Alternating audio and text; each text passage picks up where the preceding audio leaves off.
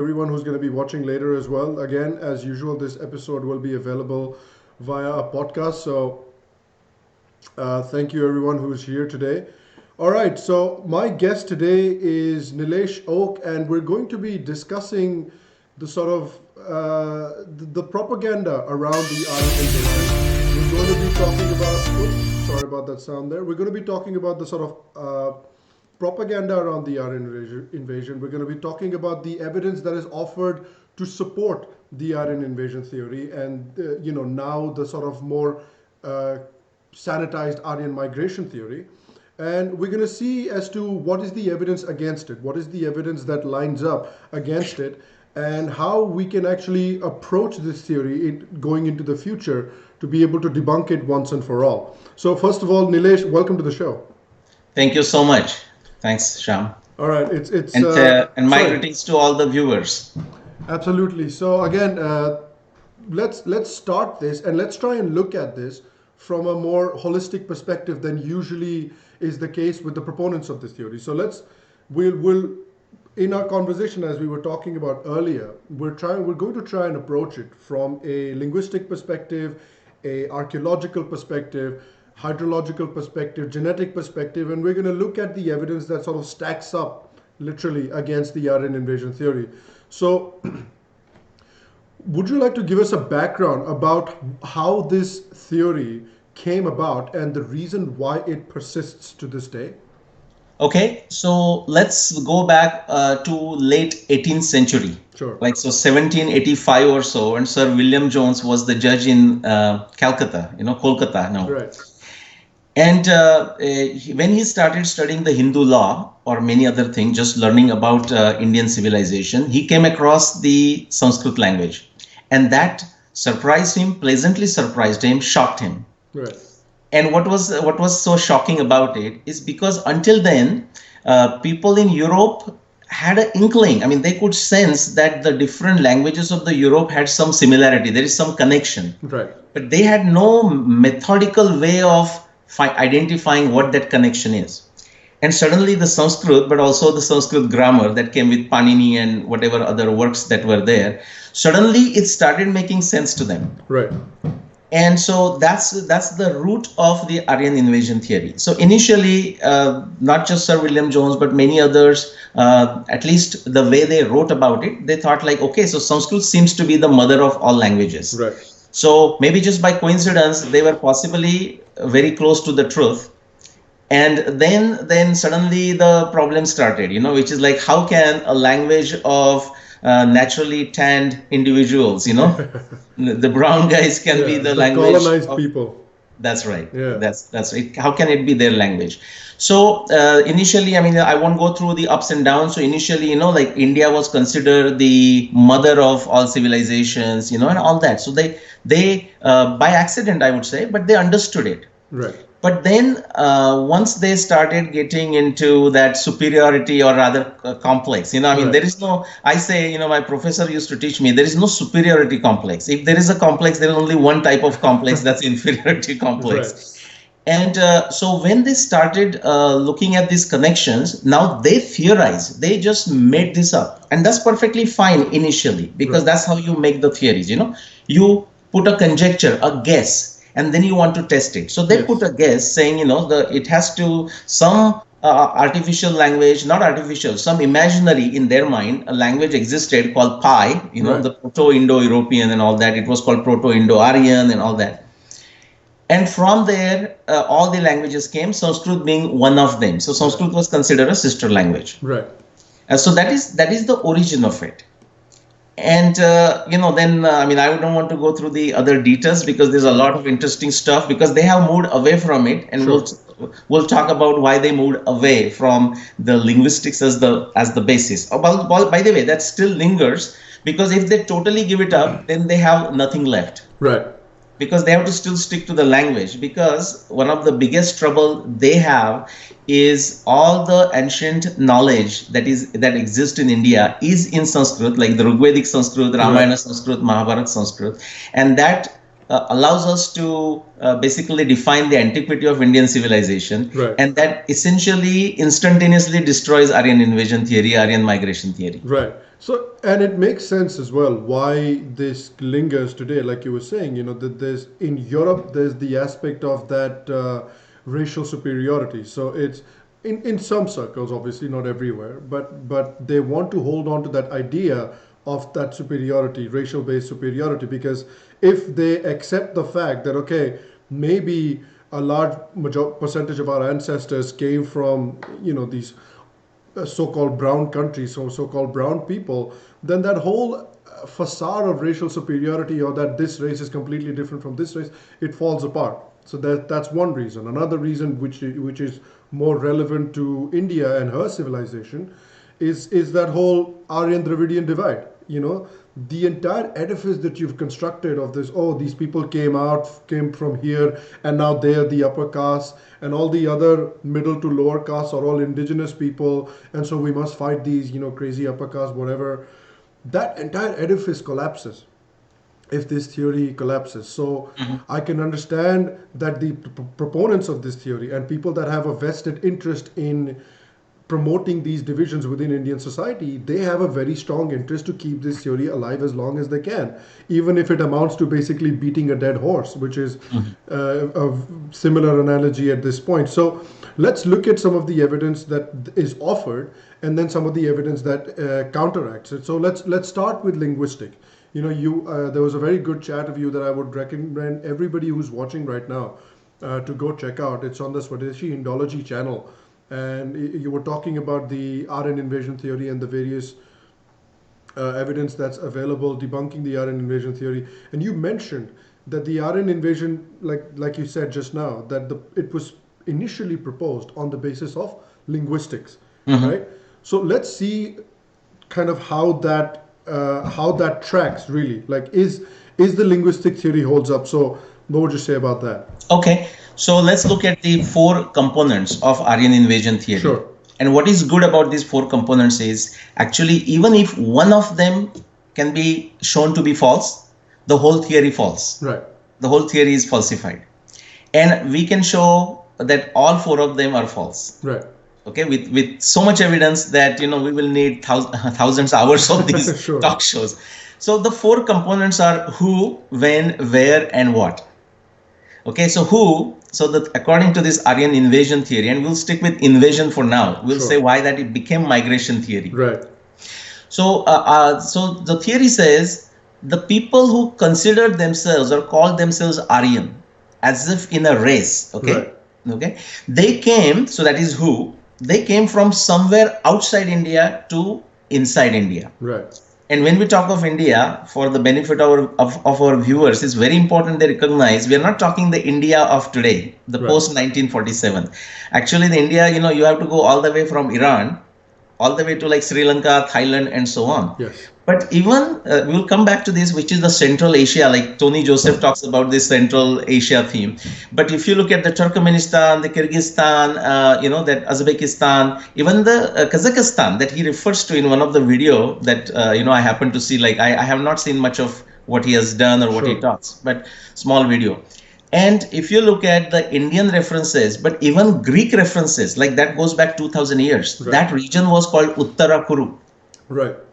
Okay, so we are talking about the region wise also, it doesn't make sense. So who, like Aryan, they came from somewhere outside to inside, like, so that's a region, like where. Right. And when, it's very important for them that it cannot happen before 2000 BCE, it cannot happen after 1200 BCE. Right.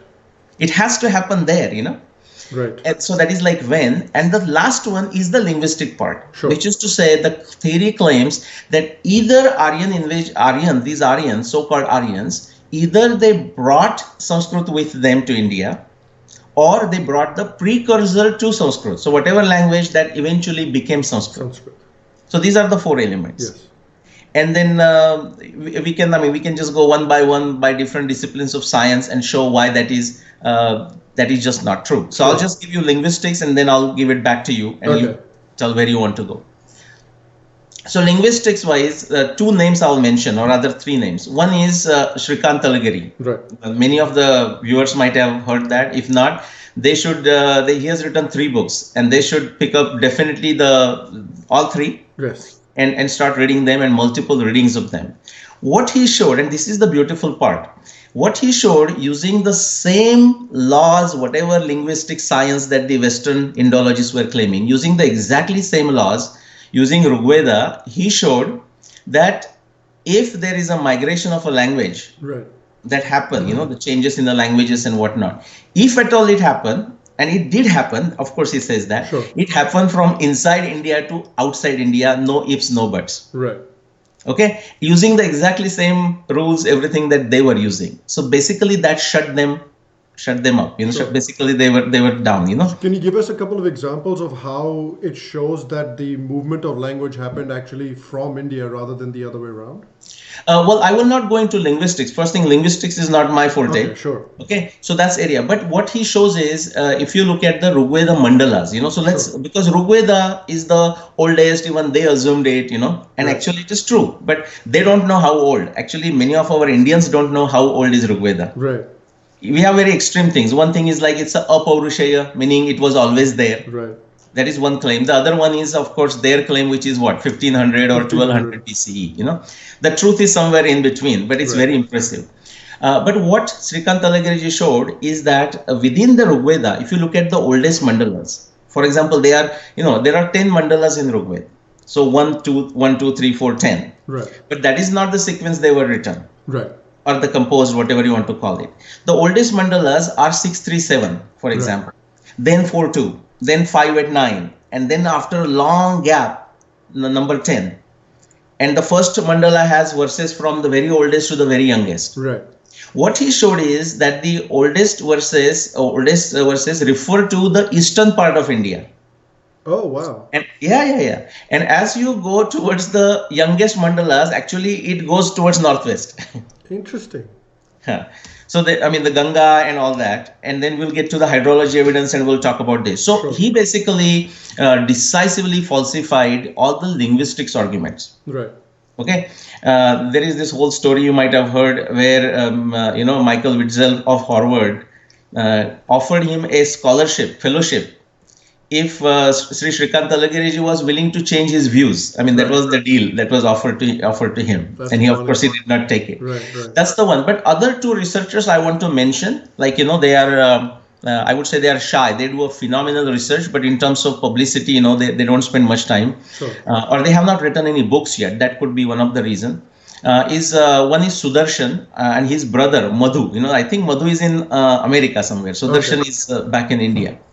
And they have looked at linguistics in many different ways, like a computational linguistics, but also, and what they have actually shown with the model is that these different laws that are claimed in linguistics are simply not true, Right. or at least not universally valid. So in Right. that sense, they are not laws, Right. So their work is also something I hope in some fashion comes out to people beyond Shrikant Talageri's work, and that will be phenomenal. So that's on linguistics. That's on linguistics, and it's interesting as well because you're talking about the mandalas, and the older mandalas are more sort of Eastern based, and the newer mandalas show that Western and Northwestern movements. It's interesting. Again, following up from, I'll give the audience another example from reading Shrikantji as well. He also mentions that that people found a lot of similarities between the Uralic languages, Central European languages, and Sanskrit. But there is, again, what Shrikantji shows really well is that there is only one-way movement of of these languages and these terms. There is only movement from Sanskrit to Uralic languages, and it is widely obviously understood that the Uralic languages are newer than Sanskrit. Sanskrit is much older than these languages. So there's Right. only one way borrowing. You're not going to find borrowing from Uralic into Sanskrit. There is no Right. movement like that. It's only that one-way movement. So that's another very interesting case that I think people don't really take into account. At least the proponents of the theory don't take into account. So let's look at some of the archaeological evidence, and that it'll kind of tie in with the hydrological evidence in a way as well. Right. And so would you rather we come to hydrology first, since we're talking about linguistics, or archaeology? No, let's do archaeology first. Okay, And okay. hydraulics kind of comes in archaeology in a way, but I want to deal with it separately for a reason, Okay. because then it starts establishing another extremely strong argument Right. against AIT. I mean, the argument is so strong, and it's not argument, it's assertion backed by evidence, that we say, why are we even talking Aryan invasion? Mentions Shrikant Talageri showing through linguistics how the language migration was also one-way phenomenon. Sure. Okay, and of course he showed the evidence for that. But just for a minute, and just as a hypothetically speaking, let's assume that is a claim, that it was a one-way language. Okay, Sure. we have evidence from every single discipline of science that you can name that it supports what Shrikant Talageri said about the language transfer. Right. For example, archaeology. And what we are finding is the archaeology evidence, if we can go back, and it's with every year it's going backward. But just even if you go back, say 10 years ago, or, we have evidence going back to, say, 9,000, 10,000 years in antiquity. Right.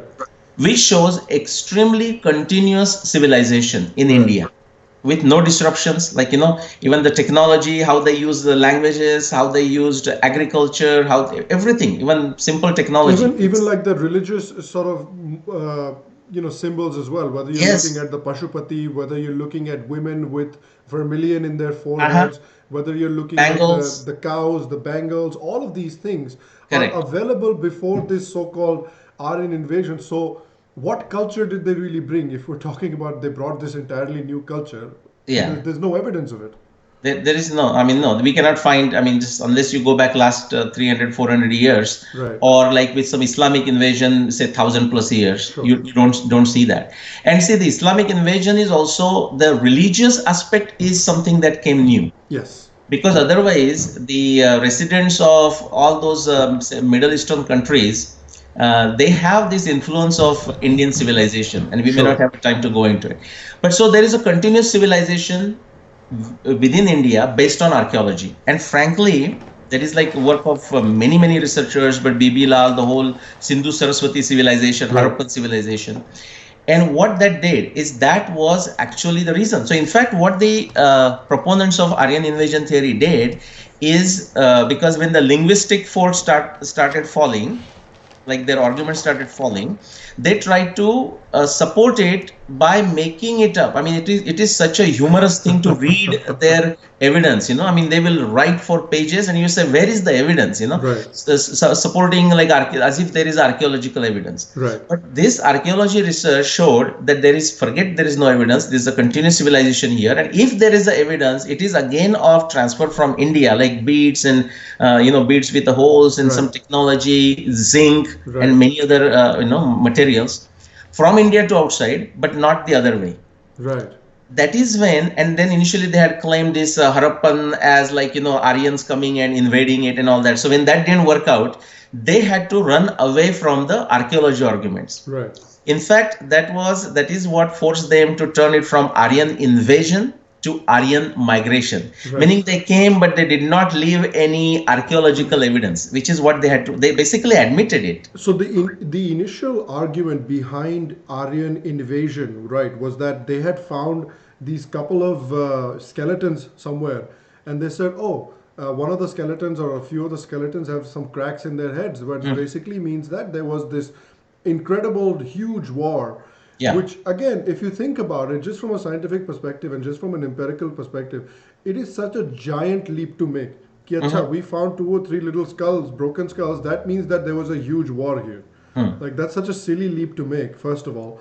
Yeah. So they make that leap. They say, there's this thing. And that's how the Aryan invasion theory was also supported, that we found these skeletons with cracked skulls, which means there was a war, right? Right.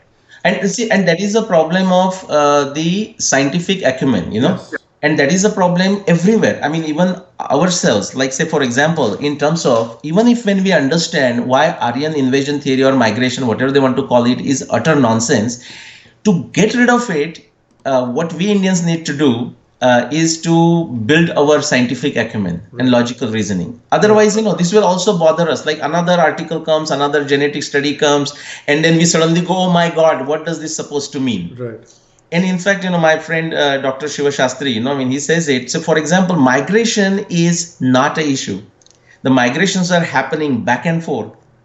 Okay. Right. For a long time. There are not many migration in the recent past, which is what they actually claim. Right.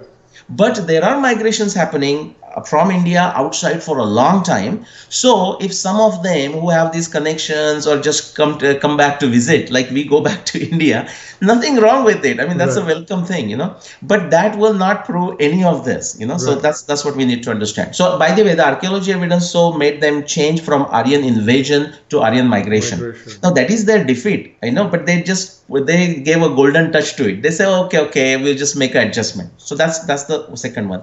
And then where do you want to go? We want to go into genetics or So let's go into hydrology and then we'll go into genetics okay. first. Now, yeah, very good. So it connects with the archaeology also Yes. and linguistics also. Yes. So now let's look at the Rigveda, which is the oldest text. Now oldest is, we can call that as a conjecture for now, but actually it is true, and we will find out now. Now this is very interesting. So I told you the relative sequence of Rigveda. So Yes. 6, 3, 7 are the oldest, then 4, 2, then 5, 8, 9, then 10, and so on. Yes. Now the oldest mandalas of Rigveda has got the descriptions of Saraswati. Now Saraswati descriptions are there right from number 1 to number 10. I mean, they are all over. Right. But the oldest mandala essentially has the grand descriptions of Saraswati. So for example, we all heard about it, the Saraswati as the grandest river. Right. Okay, the Nadi Tame, Ambi Tame, Devi Tame, Saraswati, the grandest of the grand river. That comes into 637, the oldest mandalas. Or the description of river Saraswati as the one that started into high mountains, the snow-clad mountains all the way, going all the way to the ocean. Right. Giribhya Asamudra. That also comes into 63742, the oldest ones. Right. Or very grand Saraswati, it talks about it, and I'll give you that description because it's very important for the evidence, which is this. The flow was so much that it would say literally it can even, its speed was such that it would cut the tips of the mountains, the tops of the mountains. Oh, wow. And they would float. I mean, the current is so much that they would float. Now, sure, there may be some snow caps and whatnot, Sure. but why this is important? Because that is what the hydrology evidence tells us. Some of the grains, they tell us that the Saraswati river was so big that the grains that are found in the desert of Rajasthan, Right. you can analyze them and say that they did not come rolling on the floor of the river. Actually, they came with the current, with a very little sink, very little sedimentation. Right. The flow was so much. So quickly, if you have to summarize, what does it tell us? The hydrology evidence. Now, what is Saraswati? If you look at based on the INSAT maps, I mean, there are hundreds of studies, done over last 50 years now, or even longer. But let's go for 50 years. So on one side, on the north, you have Satluj or Shatudri or Shatudri, Right. multiple streams on one side. The other side, you have Yamuna, and then there are many rivers in between, the Kurukshetra area. So they all are coming, like a fan coming together, and it's forming the big Saraswati. Right. Now, the first evidence that we have of Yamuna separating from Saraswati goes back to 50,000 BCE, sometime between 50,000 BCE to 41,000 BCE, multiple studies. Wow. So Yamuna separated. Now, it's very true that many of the tributaries of Yamuna were still coming to Saraswati. Not everything changed. Or Yamuna might have split into some and so on and so forth. But that Yamuna separation happened 50,000 years ago, between 50,000 and 40,000. Right. And then something very interesting, that river Satluj, it split from Saraswati and started flowing sharp west in 13,000 BCE. And these are very recent studies, and they are very, very accurate. I'm talking 2012, 2016, 2017, 2018. This study. So now, so that they are no longer feeding the water. So there are middle 5, 6 rivers, they are feeding the water, okay, and so on. Now, why is this important?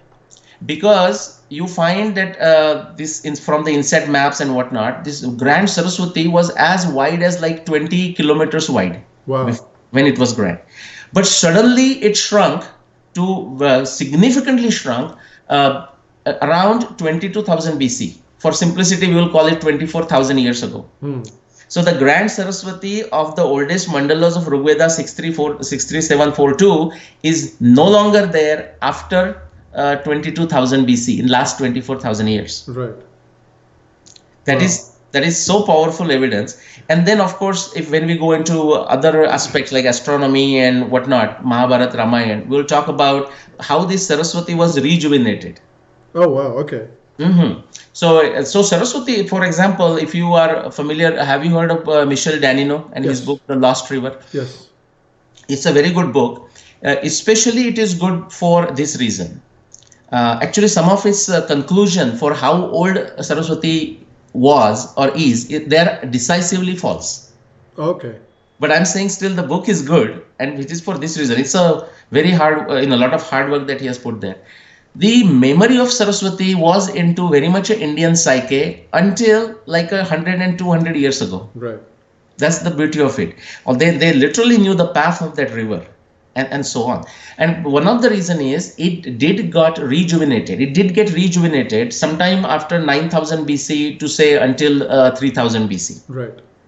Okay, so that's the hydrology evidence. So just the pure hydrology evidence also gets rid of the Aryan invasion theory. I mean, what are we talking? 2000 BC, 1500 BC? What Right. nonsense? It's interesting, right? Because they initially, when they were talking about how the Indus Valley civilization came to an end, or they were saying that initially, oh, there was a war. Then they said, okay, there's no real evidence of a war or anything. So let's shift tactics. What should we do? Oh, disease or some flood or something like that. There wasn't really much of an evidence of that as well. But when you look at the hydrological evidence and what evidence hydrology is promoting, you also see that 5 or 6 thousand years ago. I think I might be off on the timeline. I don't know, but there was a time where the area where the Thar Desert currently exists, Rajasthan, eastern Pakistan, that area was lush and green. It was a Yes, very lush and green area, and now it is a desert. And yes, so when they started looking into, okay, why was this area so lush and green and one of the most fertile places in the world, was because there was a river that was actually irrigating the area and making yes, the area habitable, lush, green, and that is why there are so many Harappan cities and sites along this Thar Desert, where apparently this desert exists. So again, it gives you an indication that maybe because this river has dried out and this area went from being fertile and green to semi-arid to arid and then eventually a desert, this is what prompted the people of that area to say, okay, this area is not habitable anymore, so let's yeah. start moving east or west, wherever it is that they ventured, right? Right. And that is absolutely true. And it wasn't necessarily a linear process. What I mean Sure. by that is the desert is there for a long time, Sure. but it is going through ups and downs, like Sure. rejuvenation of it. And right now, in last, for example, 100, 200 years or even less than that, much additional area of Haryana and MP became part of the desert. Yes. Just that can happen. Yes. So the lush green, all that you are talking, even though during the Mahabharata times and whatnot, that is because of the rejuvenation of a Saraswati. Interesting. Still it had the lakes. Still it had the lakes, and so that brings us now another science, which is a climatology. Right. So Satluj has gone away, Yamuna has gone away, and of course it has gone through ups and downs of monsoon. And so suddenly, like, what is that? Where is that it bringing the water that we are talking for Harappan civilization and whatnot? Right. That came because of the intensification of a monsoon that started somewhere around 7000 BC, 9000 years ago, and it continued until like say 3000 BC. Right. So there was a heavy monsoon, and so there was sufficient water. And we see, what is interesting is we see those descriptions very much into our ancient Indian narratives and Right. epics and whatnot. Yes. Yeah, both the rejuvenation, the drying of a river. For example, the Ramayana mentions Saraswati. And now I'll talk about the Ramayana timing that I came based on astronomy. Sure. But that is going back 14,000 years ago. Wow.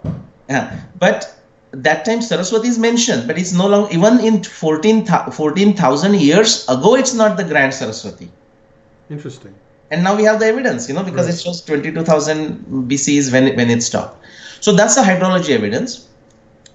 And so what's the so talking about the you were talking about the astronomical evidence, and I want to come to genetic really quickly as well, but before we get to that, talking about the astronomical evidence, how is it that we determine the date of the Mahabharata and the date of the Ramayana through astronomical evidence?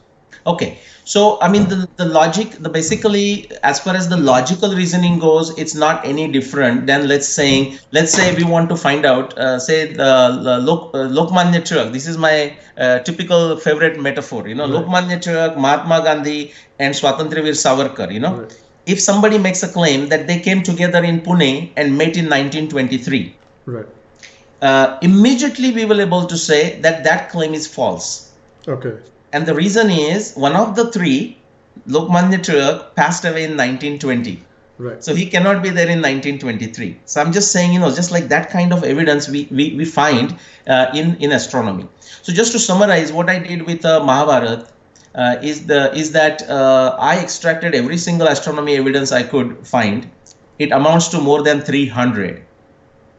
And then how do you test it? It's the same scientific method: explanation, prediction, testing. You triangulate, so you look at the evidence. How can you objectively test it? Once you objectively test it, it tells you that either gives you the time, or Right. it tells you something is not possible. Just like 1923 Lokmanya Tilak, Mahatma Gandhi and Swatantrivir Savarkar meeting is impossible because Lokmanya Tilak is not there. Right. So that's just a simple way to explain it, but this applies to all 300 observations, and all those 300 leads to a very specific year. Right. Sometimes they lead to a specific first day of the war, other times the year, and so on and so forth. Sometimes they just give the interval, like they said happened in these 50 years. That year is 5561 BCE. For a simplicity, 7500 years ago. Okay. That's the Mahabharata. And the descriptions of Saraswati perfectly match with the hydrology evidence that we just discussed. Right. For that time period. Right. And the same thing, just ditto process for Ramayana. Now Ramayana is much smaller than Mahabharata, Right. like almost 1/5 the size or 1/4 the size. And very interestingly, it has close to 600 astronomy observations. Wow. And they all lead to a very specific year, 12,209 BCE for the Ram Ravan Yuddha. Interesting. Wow. So which is again 14,000. For Right. simplicity, let's call it 14,000 years ago. Sure. Again, the river descriptions, I'll just mention one, the hydrology and the astronomy together. Now, the year that I came up based on the Valmiki Ramayana evidence is 12,209 BCE. So just take 12,000 BCE. Sure. Now, Ramayana mentions Shatudri River, Satluj River, turning sharp west and flowing in the west direction. Right. Okay, so now I wrote this book in 2014. Of course, Valmiki Ramayana is written wherever, you know that. And the evidence that was published by IIT Kanpur and many of the universities in UK, right, in 2017 decisively shows that River Shatudri indeed turned west in 13,000 BCE, approximately 1,500, 800 years before Ramayana. Right. Wow. Yeah, suppose if that wouldn't have happened, if it was like 11,000 BCE, everyone would have said, Nilesh, what about your 12,209? Right. It's a very powerful evidence. We have that in Ramayana, Mahabharata, but it's beyond that. So we will not go there today. But Sure. Surya Siddhanta, Aryabhatiya, and many of the other astronomy texts of India, they have memories that go back. Just I'll mention one. Like my co-researcher Rupa Bhatti and myself, we presented at Oxford in December. Right. And what we showed based on a Surya Siddhanta is that Surya Siddhanta has a memory of a correction made to Surya Siddhanta, like a correction to the calendar, so to say. And it talks about Earth having two pole stars. Right now, we don't have a two pole stars. Right. We have to go back to at least 3000 BC to have two pole stars. Wow. That itself kills Aryan Invasion theory, by the way. just even if you take 3000 BC event. Right. But what Surya Siddhanta shows that it is not a 3000 BC event. In fact, it is a 12,000 BC event. Because multiple references related to that event from Surya Siddhanta only align and come together only for 12,000 BCE in last 50,000 years. Wow. Yeah. So that's astronomy, and we could combine with the hydrology also. Yes. Partly archaeology. Yes. And linguistics. Yeah, it's interesting, right? Because you don't hear, this is the part that's interesting, because from the proponents of the Aryan Invasion theory, and particularly the modern proponents, those that are proposing it now, those that are still pushing it now, you don't hear from them any astronomical evidence. You don't hear from them much linguistic evidence at this point. You don't hear from them archaeological evidence. You don't hear from them, okay, hydrological evidence. What about the Saraswati? What about, there was a point of time some time ago where they said there was no river called Saraswati, and now there is so much evidence to show the existence of Saraswati. Now they're just like, okay, it's just something that they've just moved away from. They just slowly pushed it away and moved away. So it's pretty damning when you have a situation where so many intellectuals and so many people that are pushing this theory are not talking about, are only focused, at least right now, on the genetic aspect of it, and are not talking about all these other aspects of it. So that's, I wonder why, I wonder if they are questioned enough on those things. Okay, well, they haven't and they won't. Right. And here is the reason. I mean, just a simple metaphor would be, first thing, I mean, understand it's a dogma, I mean, Sure. see, again, it's a utilitarian way they're thinking about it. So, for example, like whatever might be the original reason why it was proposed. Right. And you can see that wonderful thing, in this case, very bad, but in case of science, a wonderful thing with Newton.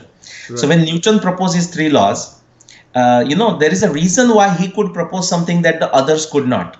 Right. I'm talking a psychological reason, not the technical reason. Technical reason is because Kepler had done the work for Newton. Kepler had essentially given the laws.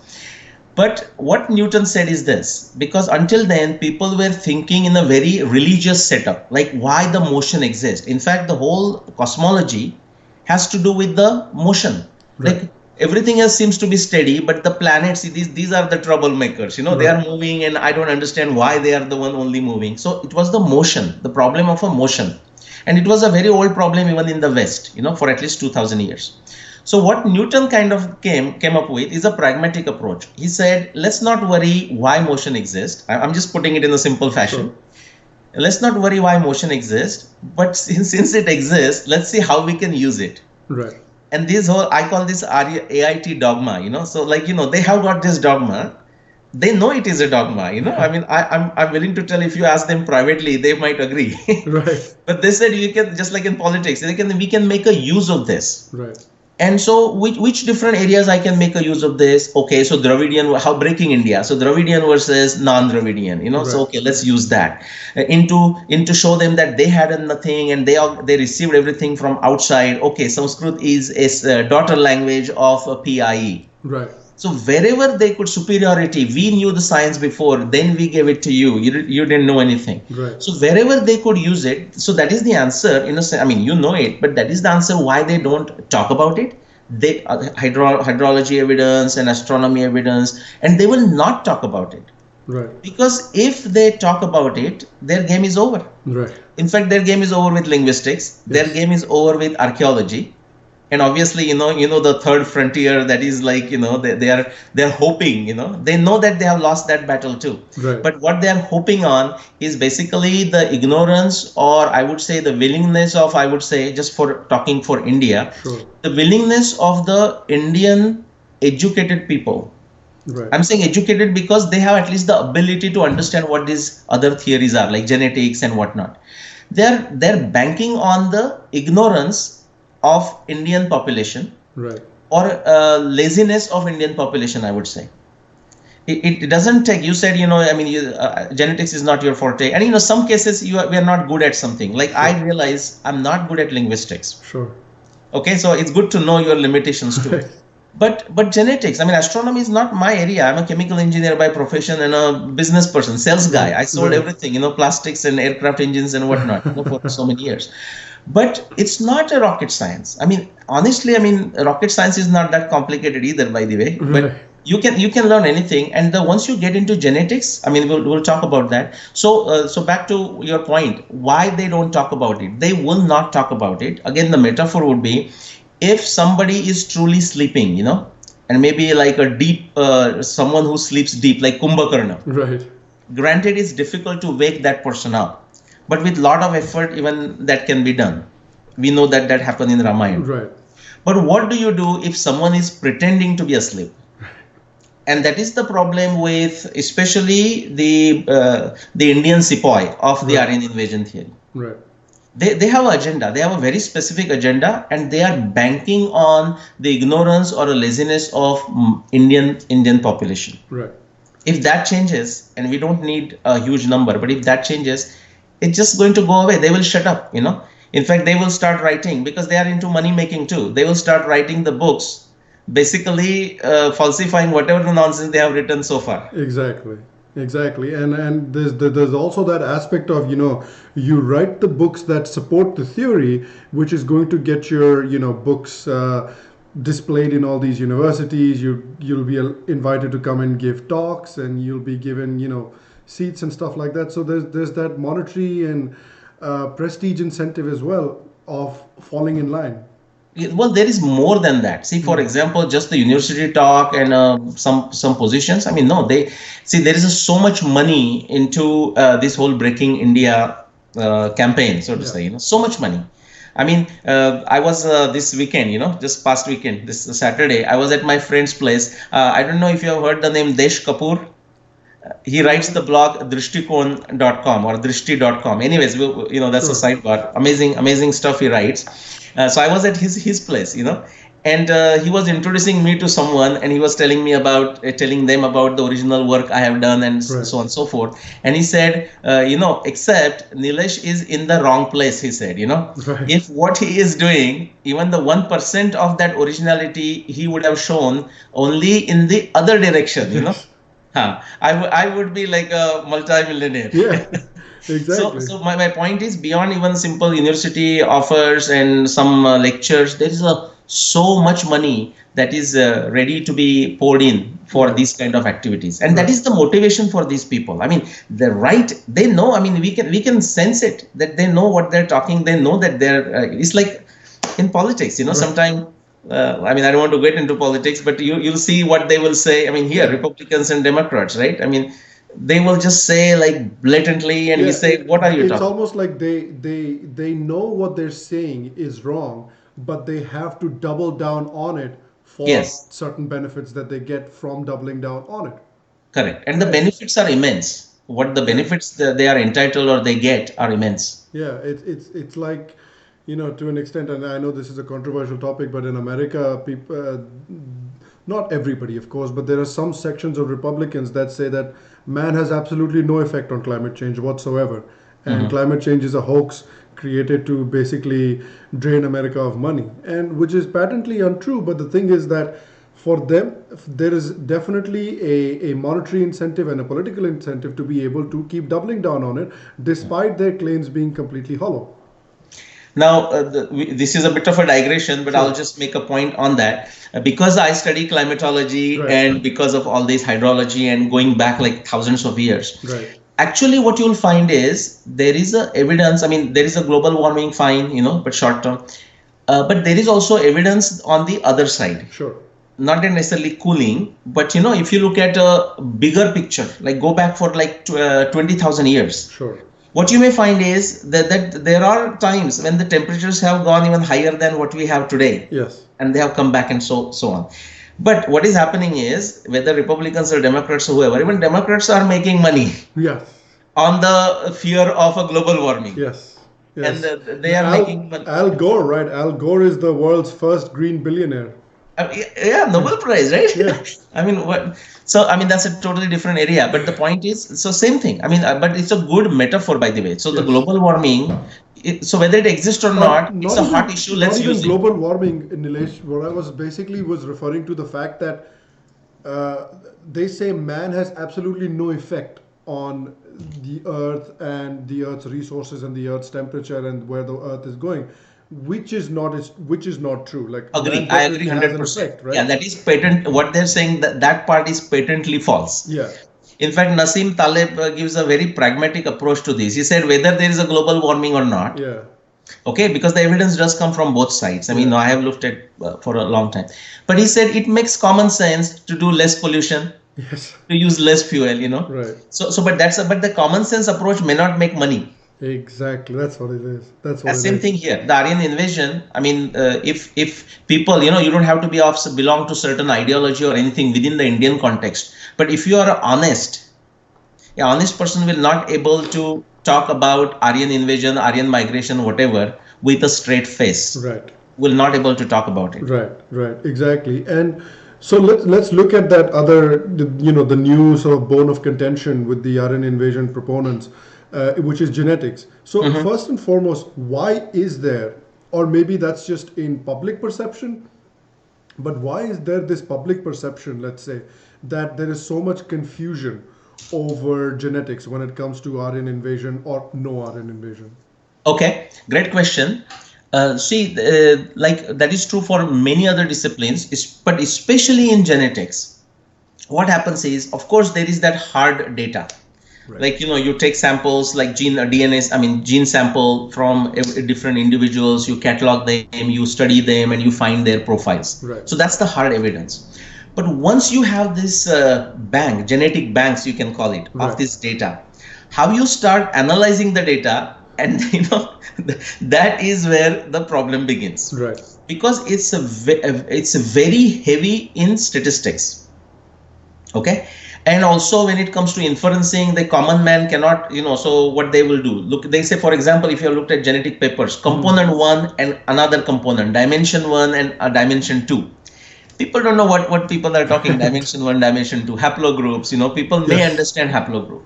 So because of this, and I don't know if you have a background in statistics. Now, I did Not at statistics. all.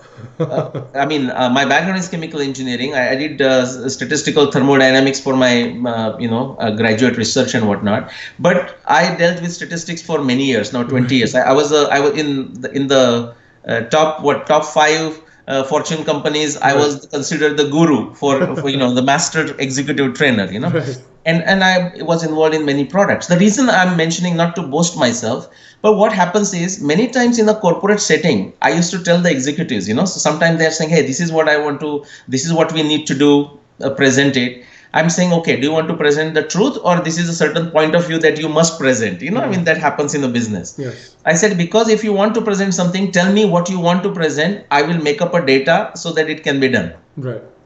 Mark Twain said statistics, about statistics, lies, damn lies, and statistics, Right. right? So now that is not to say discount the value of statistics, Right. but in a wrong hand, it can be misused. Right. And that is what is exactly happening. Again, I'm not saying everyone is doing it, Sure. but it can be easily done to fool people. Right. And so that is what happens is people don't understand the genetics data by itself. It's not that easy. It's not linear. For example, when you say somebody is a parent, I don't know if you have heard the terms, but there are, like, when you talk about M17 going out of India, Right. that M comes from Manju, for example. Okay. Or when you refer to R, that's a Rohini. These are the names given to, to define some group. Now, what people literally think is, when they talk about sister of a Rohini, daughter of a Rohini, they literally visualize their family, but that's not how it works. Right. This is like going for thousands and thousands of years. So I'm saying some of the complexity of that discipline is one of the reason, Right. and it is unfortunately exploited for these nefarious forces everywhere. Not just limited to India. Right. For example, there is a potential that the genetic data could be misused in medicine. For example, what if you find wealthy people, a certain wealthy group that you can put into one category and say, hey, you have a very high risk of so and so disease, and therefore you should take this inoculation shot, or I'm just making it up. Right. Suddenly you have a huge market. Yes. So it can be used in a very bad way. The potential exists as much as it can be used in a good way. So let's talk about the good way. Okay. Which is like all the genetics data. We can start with human beings. And if we go back to that Tony Joseph thing that I saw, like 5-6 minute long. So he talks about 4 migrations. Right. And so he talks about first the Africans coming here 65,000 years. He may be saying it approximately, but when we have exact data, let's not talk approximate. Sure. First thing, that itself is also not completely true. There is an element of truth. In fact, have you seen that video where he talks about the pizza as a metaphor, Yes. So he says the crust is that first migrations from Africa. Right. And I would say even that is not completely true. In fact, we can say one of the ingredient of the crust is from Africa. Okay. because now there is we have to still go a long way, but there is a evidence coming from all around the world for multiple origins for human beings, Right.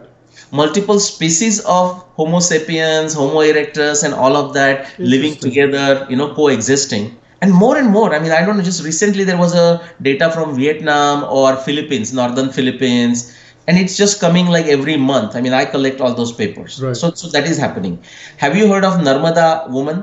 Actually, it's known as a Narmada man, but they found and realized it is a Narmada woman. It's a work of I'm not getting all the names, but Professor Kennedy from Cornell, he re-studied that. Now he Right. passed away in 2012. You haven't heard Narmada woman, right? No, I haven't. No. Narmada woman is a skull that is found obviously in the Narmada area, and it is dated to 250,000 years ago, Right. quarter million years ago, and it's a Right. perfect human being, the modern human being. There's no difference. Right. Homo sapiens. So they existed. So what about just the Africa? I'm saying the Africa is only ingredient. Interesting. The second one, he says, Tony Joseph in that particular Yes. small video, he says, what is he says? Okay, so the basis is this African. The Harappans, he call it, is the tomato sauce. Tomato I mean, sauce, the yes. pizza sauce. That is also not correct. First thing, his whole thesis for Harappa 9,000 years ago and until now is total nonsense. Right. Okay, what we have is this, that definitely there was a migration from Africa in India. Right. He talks 65,000 years. Let me even counter that. If we go back to Toba explosion, Right. which is a big eruption happened in Indonesia, and the ash all the way came to India, covered whole of India, all the way, Pakistan and whatever the areas we see, Arabian Sea and whatnot. Right. That event happened, it can be pinpointed to like a 72,000 BC, 74,000 BC. And there is a place in Andhra Pradesh called Jwalapuram in Kurnool district. What you find is when you go down, you find multiple feet, layers of ash from that can be dated to 72,000 BC. Wow. What is interesting is there are stone tools, very sophisticated stone tools above the ash layer. There are sophisticated stone tools below the ash layer. Wow. Interesting. So there were people before. Right. We don't know who they were, but they were Indians, right? They were in India, and there were people after. Sure. So that is even before 65,000. But let's get back to Harappans. Now what we know after this genetic evidence is telling us, I'm talking human beings for now, is that there were multiple migrations going out of India. So based on gene, we can notice those. Like M17 is the one, R1A is another. There are many of those. No, it's not another. It's a part of that M17. There's subclad. Right. And what is interesting is these migrations. What do you make of the claim that a lot of people that talk about Aryan invasion into India or Aryan migration into India, they often quote R1A, and they said R1A originates from somewhere around Ukraine. That's where it originates and then comes to India. Correct. I mean, there are enough correct meaning. I know they say that. Right. That's not correct. No, the comment should be what nonsense, Okay. For example, the R1A component is the oldest in India. And what that means is when it's the oldest, that means more variety based on the variation within it. And so we just know. I mean, nobody even questions it. I mean, I will not go into the detailed papers, but you can find easily like 20 papers in last 5 years. Right. That they will go into it. Again, how can they say something from Ukraine and all that? I will put it this way. There was a migration from Ukraine or that area westward to Western Europe. Right. So if they still want to stick to their dogma of AIT, I would say, you know what, AIT is true, but true for Europe. Specifically Western Europe. Right. Okay. And it can be proved with the evidence. As far as the AIT for India is concerned, there is no evidence, neither in linguistics, nor in archaeology, nor in genetics. Right. And that is not a experience of an Indian mind, Indian psyche. That is not the experience of Indian ancient narratives. Nowhere. Right. In fact, we have this evidence. So I was going to say the genetic data is supported even by ancient Indian narratives of migrations from India to outside. Right. So not just Ukraine. I mean, you will get these theories depending on the author, that researcher. Where is he or she from? Right. So somebody from Turkey area, they like to think that is the center, and from there everyone is going out.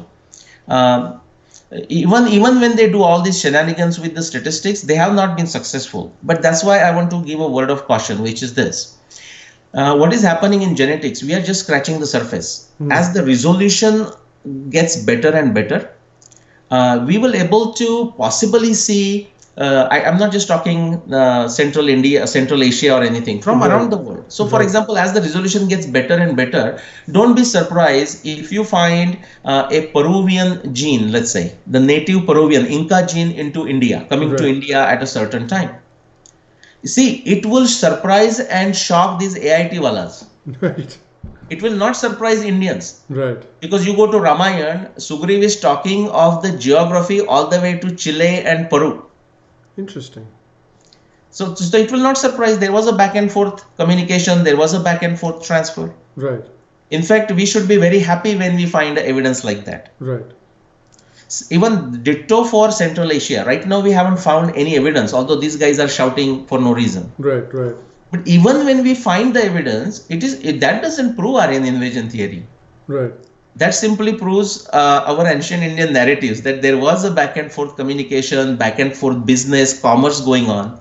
And quickly I'll mention animals. Right. So if you take cows, and even Chinese are doing a lot of research, by the way. So Chinese should be thanked, at least for that portion, for doing the research, which again supports the out of India theory on the cows.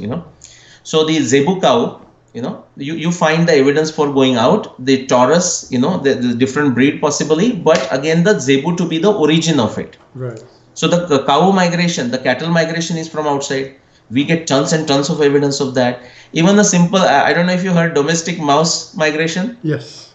Oh, you have heard that, yes, right? Yes. Yeah. I read about it and I watched it in your chat as well. Yeah. And by the way, I should mention too.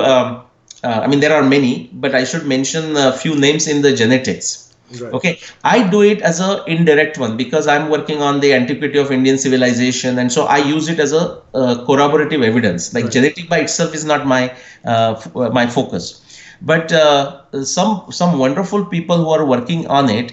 I'll mention 3 names. There are many more. So one is Dr. Premendra Priyadarshi. I'm sure you have heard that, just an amazing thing. In fact, Tony Joseph's recent book, what is that? Do you remember the name of it? Early Indians, I think it was called. Early Indians, right? Do you know the basis of it? It is a pre-print paper by Vagish Narasimhan. Yes, that's right. From Harvard, and it has not been yet published in a reviewed journal, peer-reviewed journal. But even if it's published, so what? I mean, so much junk gets published in peer-reviewed journals. That's it, So that is the basis of this Tony Joseph's books. Okay, now that is the basis. Now I met with Vagish. Actually, I drove from Atlanta to Boston to meet with him. And I spent, me and my wife spent 3 hours with him, and it's amazing what he will agree when talking one-on-one. But he doesn't have that freedom when he's out there and in the publishing world and the academic world. Right. Because we just said, okay, this is the evidence. What is your response to that? And no, he doesn't have a response. I gave him my books to him. I said, okay, take these books. So what they do is, this genetics, by the way, they will have something like the pizza sauce, whatever they can find it. And to really make the case, they go and pull linguistics. Interesting. But they do it in such a way that an ordinary reader of the paper or book is not aware of it. Okay. So animals are showing that is one. Agriculture now evidence is basically supporting out of India agriculture migration. Right. And let me just quickly complete the last 2. So Harappan he talks about, and then Tony Joseph asks why only we complain or object to Aryan. Yeah. No, the way he puts it, those 4 different migrations, basically those I would object to all 4 of them, at least the way he puts it. Right. Yes, there is an African component, and the Harappans, I'm sure there were Western Asians, nothing wrong with they coming here and we going there. Right. But Arya is it just doesn't exist. We talked about the who, when, where, why. Yeah. The word Arya okay, if you go back 200 years and before that, simply does Aryan, by the way, doesn't exist Doesn't even inside India, exist. outside India. Yeah. But the word Arya doesn't exist outside India. And has Nowhere. and has no racial connotation whatsoever. Of course not. But Yeah. even the word doesn't exist, period. It only exists into the Indian literature, Right. which goes back to 24,000 plus years and counting. Right. So even as a humorously, I proposed to Vagish. I said, okay, so if you really insist on Aryan, I mean, you still want your Aryan invasion theory. I'm okay with it, I said, but put it at 26,000 BC. Right. Does that work for you? And he laughed. Yeah. Of course, it won't work. Yes. Nothing works for them after 2000. Before 2000 BC. Yes. And the last one quickly, the Astro-Asiatic that he talks about, Tony Joseph talks about it. Right. And again, he doesn't say it very clearly. It was only 5-minute video that I watched. But he likes to give an impression that as if they came from Australia or Southeast Asia. Okay, now that is also not correct. Now there may be back and forth, that is fine. Right. But they were a resident of India, because if you look at the gene pool, the oldest gene pool of India, like that is still there in your and my blood, so to say. Right. You can find that there is a perfect connection with those people, Austro-Asiatic, the so-called Austro-Asiatic communities that we talk. Right. Yeah, it's very interesting because the thing is they have to come what may fit this whole Aryan invasion between 2000 and 100 CE. Yeah. And because otherwise that entire edifice falls apart. But if you look at so what they do, I almost feel like what they do is they see, okay, there was some mixture between people around this time, which is entirely possible because India was, if you look at 2000 BC, India is a fully fledged civilization that has a giant economy, that is doing trade with other cultures, that is having wars with Greeks and the Scythians and the Shuks and the Kushans and all of those people. There's war, there's trade, there's political exchange.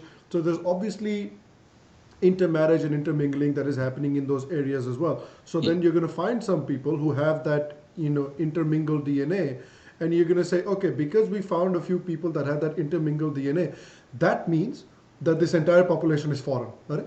How can you make that jump? Yeah, well, correct. So two problems there. First thing, if that is a very defective logic to begin with. Yeah. But suppose if they want to use that defective logic, the current evidence will tell them it will shout out of India migration, out of India migration. Right. Okay, just the current genetics data. Sure. Now, I'm glad you brought that, because that is what we call, again, I don't want to go into the words, I'll use the word, but even people confuse that. So this is an inductive way of drawing the inference. In Marathi, my mother tongue is Marathi, we call it Sutta Varun Swarga, meaning just a thread, Right. and somebody's thinking just because a thread goes up, if you go there, you'll go to the heaven. It just won't happen. It's just a small piece of stray evidence that you have found, and you're trying to build a theory out of it. Yes. That is not how scientific theories are built. Scientific theories are built because you have a problem. So, for example, if we go back for a minute, like when Sir William Jones found Sanskrit, I mean, it was always existing. Right. He found it for himself, and then saw the similarities, and he said, what could be the reason that all these languages, even Greek and Latin and Sanskrit, they look similar? So to solve that problem, now it's a problem, right? They're geographically separated. Why they appear similar? So he proposed a theory. So far, so good. We cannot blame anyone to do that when they do that. Once you propose a theory, now you start looking for evidence, and your idea is you are not, although you propose the theory, it's not like you want the theory to succeed. If the evidence falsifies it, you say, oh, wow, that's great. And then you propose another theory. Yeah. In case of this AIT, and what happened is they have decided that is true in their mind. So if the linguistics doesn't work, they say, okay, how about archaeology? Yeah. Like if you've seen Monty Python, is this a witch? And I don't know if you've seen that Monty Python series, Yes. So how about archaeology? Oh, linguistic doesn't work. Oh, not a problem. I have another thing here. Here's archaeology. Oh, that doesn't work. That kicks my ass. Okay, I'll put that aside. How about genetics? Right. And they go on and on. and that is a problem. So I mean, in terms of what I mean, again, there are many brighter people than me who have different ideas, and they will have better ideas. What I have found over last maybe 10 years, especially 10 years, Right. that I'm focused on this Indic study, publishing books and whatnot, is that we have to do what we are doing right, like different research, and lot of evidence is coming up. But in terms of amount of evidence, there is no dearth of evidence. You Right. just name a science, the evidence is there. Right. And the AIT wallas will not invest in understanding this evidence because it Right. goes against them. Even if they know about it, they will not talk about it. Right. Right. So it finally comes down to us, Right. the Indians who truly want to understand what we are. And the inferiority complex driven AIT of the West, or the Western Europe or Europe, Right. let it be their problem. But we have to make sure that it is not our problem, which Yes. means we have to learn. And back to this point of inductive versus deductive reasoning. Yes. So, any of their theory, any of this Aryan thing, it just quickly turns into a dogma, Yes. because it has a stray evidence. You can prove anything. Actually, that's what it is, right? If you wear sunglasses with a orange tinge, Yes. you're going to look at everything. Is Everything orange. is orange to you. Yeah. Yeah, so you can do that. And to be fair to the other side, I would say so far they have succeeded in fooling us, fooling the mass population. Right. And so I see that it's like a virus. You Right. cannot kill virus. You have to inoculate yourself. You have to improve your immune system. Right. And so in our case, I mean, I always talk about how we have to improve our scientific acumen and logical reasoning. If we do that, there is a tons of evidence, and more evidence is coming every day. Right. I cannot keep up with the genetic papers that come to me. People send it to me, or I just go there, and they everywhere they just shout OIT, OIT. Right. So I don't understand where these guys still find Aryan invasion. Yeah, it's interesting also because you can talk about the proponents of the theory, especially who are pushing the genetic aspect. You can talk about, okay, there's this mixture between people, and there's intermingling and intermarriage and this and that between people. But even if we grant them that, I feel like there's no evidence that I've seen, at least so far, which shows that a group of people came to India and brought an entirely new civilization and supplanted the old civilization. There is Correct. absolutely no evidence of that. So Yes, when and you're also talking about there's this new civilization that came with these people, that civilization, that language, the epics, the mythology, itihas, or whatever you want to call it, it exists for thousands of years before these people, so-called people came into the country. So when you're trying to make the argument, at least in India, from that Aryan Dravidian point of view, that there's Dravidians are this other culture, Aryans are this other culture. You have Tamil Sangam literature, which yeah, the Dravidians always harp on about. Tamil Sangam literature speaks about the Vedas in such a loving tone. They say the absolutely. Vedas are so wonderful, and the Vedas are the fountainhead of all this knowledge that the Tamil Sangam literature has. So, Yeah. what it's almost like they don't have a basis to fall back on, but they're still trying. Correct, because there is a money in it. There is a Right. lot of other things. I mean, I'll use your show to make a invitation, give an invitation to the likes of, say, Tony Joseph or Devdutt Patnaik, who also says Tony Joseph has clearly explained AIT and Yes. whatnot. And I know they will not come. They dare not come. But I would like to make an open invitation to come in together. And if they are interested, I know there are folks in Delhi who can make the arrangement. Like some of the Srijan talks that you might have seen, Sure. where we can have a very open, uncut, unedited, moderated or non-moderated Sure. civil debate about this. And both people, it's not to convince them of our position or vice versa, but we can put our positions in a proper way, and then let the people decide. Sure. Instead of, I mean, and again, these social media wars would continue. Actually, it's a good thing, by the way, Right. because otherwise people think, it's only should be left to the experts. Sure. And then what happens? Whoever writes or whoever finds a way to publish in the Hindu, the non-Hindu newspaper, or they become the experts. Right. Right. So the social media is a leveling field, So That's true. I That's just make true. an invitation to them. I know I make to everyone that hardly anyone has taken it Hey, so you know far. what? If you're interested, let's see if we can make this happen. I'd love to see if if people who are at least proponents of this theory, somebody, if they'd be interested in coming and having a good faith debate. I'm all Yeah. for it. I mean, that's what helps us get to a logical conclusion for this whole travesty. Absolutely. For example, I'll give a quick thing. I read when I was young, read books by Lokmanya Tilak, the two books, Orion and then Arctic Home in the Vedas. Right. Arctic Home in the Vedas, right? Now, I'll just, I mean, that I'll tell you how I look at everything. So, for example, when I heard that, so okay, maybe the Aryans were there and came all that, none of it bothered me. I'll tell you. I said, okay, somebody's saying that. I don't know if it's a true or false. Right. And so let's study. So I'm studying that book for like 30 years now. Wow. In fact, just to see some of the things that he was stating there and a translation of the Rigvedic verses and whatnot, I made a trip to the Arctic Circle twice. Wow. Once on the Alaska side and once in the European side, inside Right. the Arctic Circle, to see whatever the certain things he was describing astronomically or whatnot, whether they were there. My point being, if there is a claim, and again, I'm going back to the AIT versus non-AIT. Going back to the claim, I mean, we can do this in a very open fashion. So, okay, this is a claim. Let's look at all the evidence, go by one field by another, and which way it goes.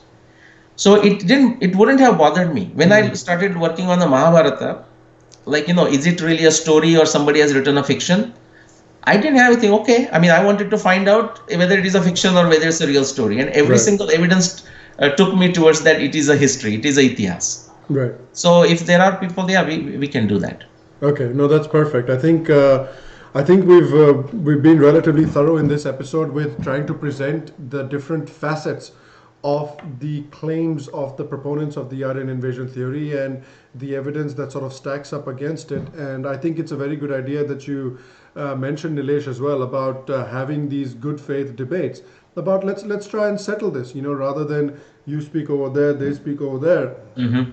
Let's try and organize a platform where we're able to have these conversations and settle this debate once and for all, because science, like you were saying, that Mark Twain quote about lies and statistics, at the end of the day, science is not that much open to interpretation. Science is science at the end of the day. So I think having those kinds of discussions and presenting pure scientific knowledge is what's going to end this debate once and for all, is what's going to take care of it. So again, I want to make sure to thank you, Nilesh, for coming and doing this today. It was very informative. I myself learned a lot, and there was a lot of discussion going on in the comment section as well, who were very appreciative of what you had to present. So again, thank you very much for doing this today. All right, thank you, Sham. It was my pleasure. Yeah, no, it was a lot of fun, and again, guys, thank you very much for watching today's show. If you have any suggestions for me and for Nilesh, please let me know in the comment section as well. Make sure to subscribe to the show's YouTube channel. Make sure to follow Nilesh as well. I'll link his Twitter information in the description so you can go check it out as well. Again, thanks very much for doing this, guys. I will see you for the next episode. And until then, stay happy, stay healthy. I'll see you soon.